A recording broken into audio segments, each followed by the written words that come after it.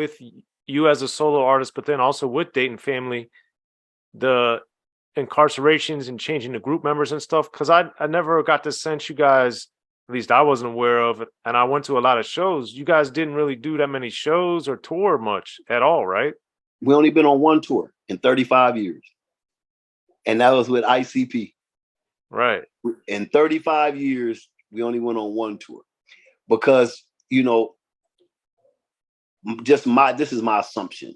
But I think I'm qualified to assume this, that the labels in the 90s didn't want us to realize how popular we were. It was easier to keep us in Flint feeling like we weren't as big as we were than to put us on the road,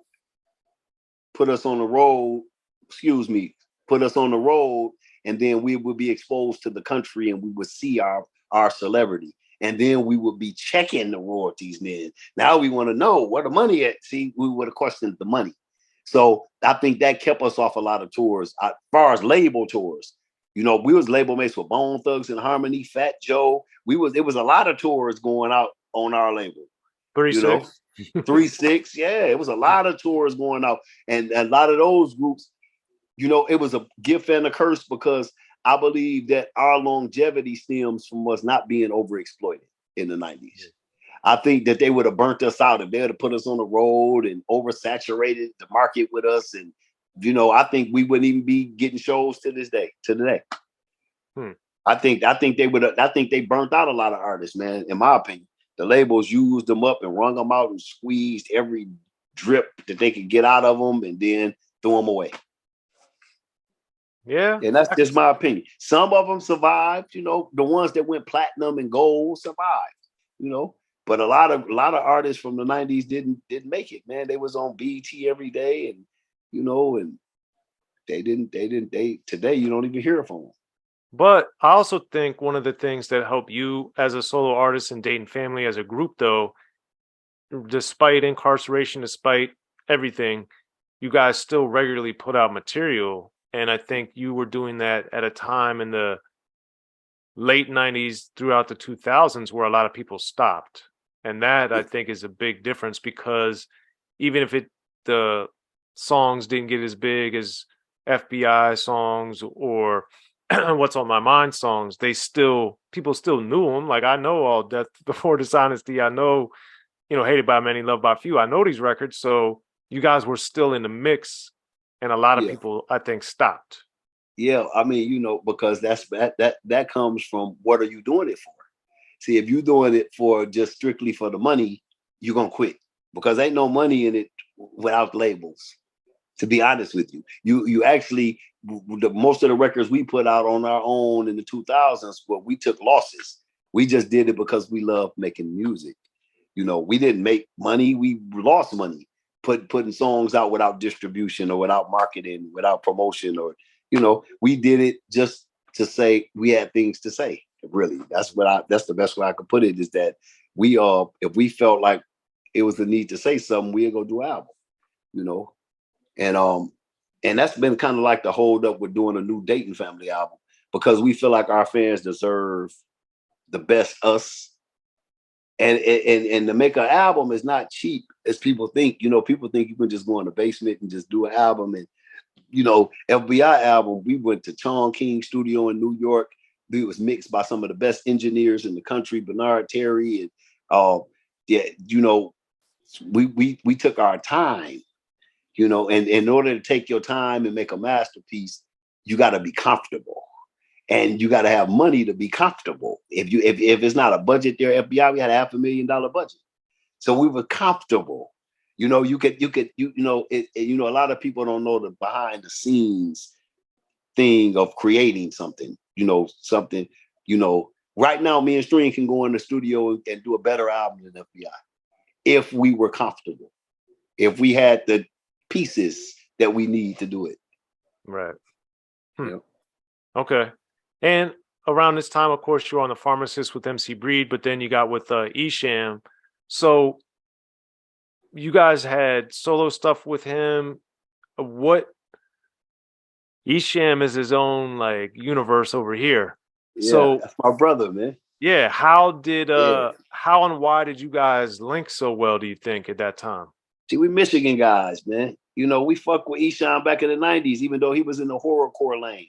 He was back over there way before we even knew that lane existed, you Right. know. Um, but Acid rap, as he called he always been his own guy, man. He always stepped to the beat of his own drum. You know, we met Esham early 90s when we was teenagers, man. So, you know, and we've always fucked with his music. It's always been something we love eat, man. You know, and when he came and did the player haters on FBI, you know, that solidified it. I was locked up. I hated I couldn't be on that. You know, Ghetto E got that one, you know.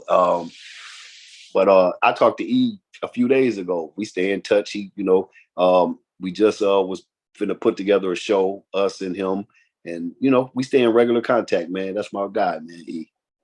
So why did you and Shu end up doing solo projects, do you think, with Esham? So we when we did the solo records with E, it was because we all wanted to get separate budgets. Because like I say, we could have did a one album together, but everybody wanted to do their own thing. You know, it comes certain periods in your life, you have a story that only you could tell. That's why I did Death Before Dishonesty, because String had never been to prison before. Ghetto E had never been to prison before. That was something I had to tell on my own.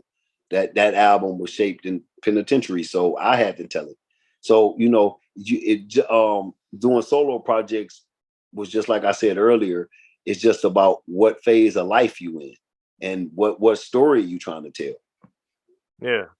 Well, on Hated by Many, Loved by Few, my mama used to say is one of my favorites on there, just Mm-hmm. because I thought it was a very powerful song and Mm-hmm. talking about people that don't listen to their mother and different things. Yeah. So, as you were reflecting on that song, uh, what made you comfortable with that vulnerability to like break that down? Well, like I said, man, I've never been someone that was ashamed of my shortcomings. I've always embraced my shortcomings. I don't know where it come from or what made me that way, but I look at shortcomings as power. I think that I just look at my shortcomings as like, you know, they're not flaws to me. It's like my connection to other people. That's how I view my problems. Are like links in the chain. They connect me to other people, and that's why people gravitate towards me. They people feel comfortable approaching me. I'm approachable because I've never I do a show and come out in the crowd and sit at the table and have a drink with you. That's me. I'm just accessible. I've always been, even at the height of my career. I've never been the standoffish, separate. I like all people. I can identify with juggalos, juggalettes. I can identify with the hardest street motherfuckers. I can identify with the most beautiful women. It's just I'm just myself, you know, and I don't pretend to be anything else. That's why I think people fuck with me. I'm just me. Hmm. Take it. This my flaws. I'm fucked up, but this me. I'm here. What up? Let's do it. You know, that's just how I am, man. I just leave everything on the table, and I'm an open book. And I think that's why people don't feel threatened by me because I'm an open book. They know what they're dealing with. It ain't no surprise with me. Hmm. And on my mama used to say, I was surprised though that Okay. some of the things you were saying that your mom had told you, like don't spend money on hoes and keep a pistol, Yeah. stay Oh man, strapped. I got the rawest mama, man. My mama raw as a motherfucker. Still to this day. My mama was the neighborhood. My mama was everybody mama. Most of my friends still call my mama mama to this day. You know, our refrigerator was open to anybody that came through the door. You know, we fed anybody that was hungry. If you needed clothes, my mama was going, she'd go in my closet and give you clothes. I didn't even have to be there, you know, and that's just the way it was. My mama, to this day, man, everybody loved my mama. My mama is my mama and my daddy too. That's what I call her, you know. Hmm. And do you, from talking to her, being around her, knowing her, did you ever learn where she got that insight and that edge from? Now my mama got 11 brothers and sisters, man. So my mama came up rough. My mama came from a rough family, man, big family. I got a lot of uncles, man, and aunts, man, and You know, my mama, and you got to keep in mind, my mama had me when she was young. My mama was 15 when she had me. So my mother was like more like a sister to me than a mother. You know, we so close in age that shit, by the time I was 15, she was 30. So we was damn near hanging together. You know, it was, she was still partying and shit at 30, Okay. So yeah, Also, she was more, yeah, go ahead. no, I'm saying what you were saying. It kind of reminded me. She seemed like somewhat of a left eye type of Yeah, almost. she was. My mom, yeah, my mom was left eye without the fame. Yeah. Well, Yeah, speaking of fame, making me famous on Hated by Many, Loved by Few. I also thought was interesting because true story. true story, but I also thought the wrinkle of it too is, and through this conversation is, people knew about Dayton family, but you weren't going, gold, multi-platinum, all this stuff all the time. So like, how was that a weird thing? Because on Making Me Famous, you're famous, but you're not through the roof famous. How Yeah, did yeah. that? I'm not rock star famous at the time. Yeah, Yeah, that bitch you making me famous was a way of saying bitch you making me famous in the court system. Bitch you making me popular with the police. You telling on me. You making me, you drawing too much attention to me. That's why I was going with it. You know, that the chick Tamala was a friend of mine's kid's mother. okay. So one of my homeboys' baby mama Mm, was Tamala. We committed some crimes together. She got caught. I didn't.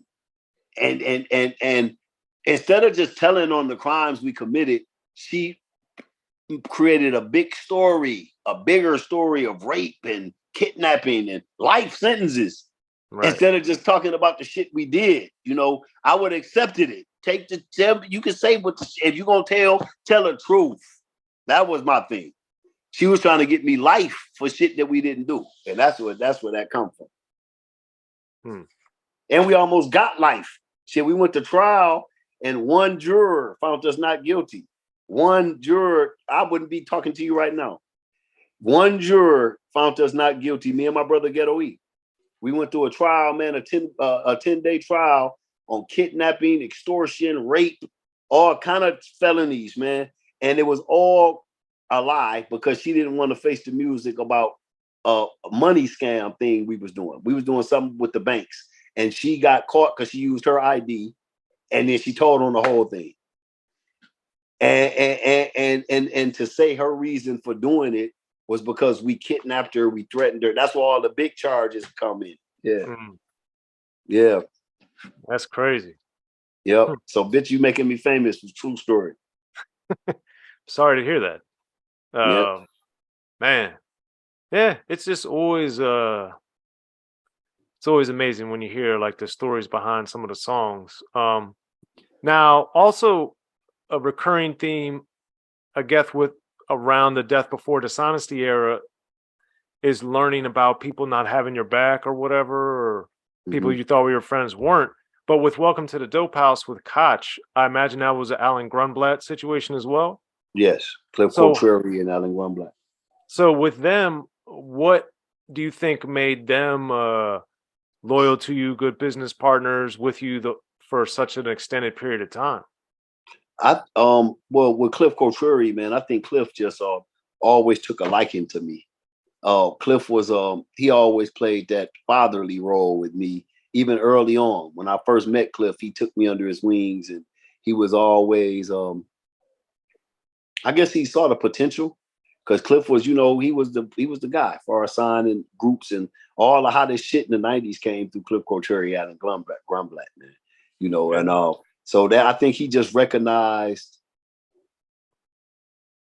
the pureness in me. He saw that it wasn't money. He knew that off rip. He knew it was just a hunger to make music for me, and I think he appreciated that. Just that the fact that I wasn't, up there complaining every day. I think it was a little bit of both, man. That I wasn't in his books. I was just doing what I was supposed to do. That's what I think it was. Okay. Gotcha.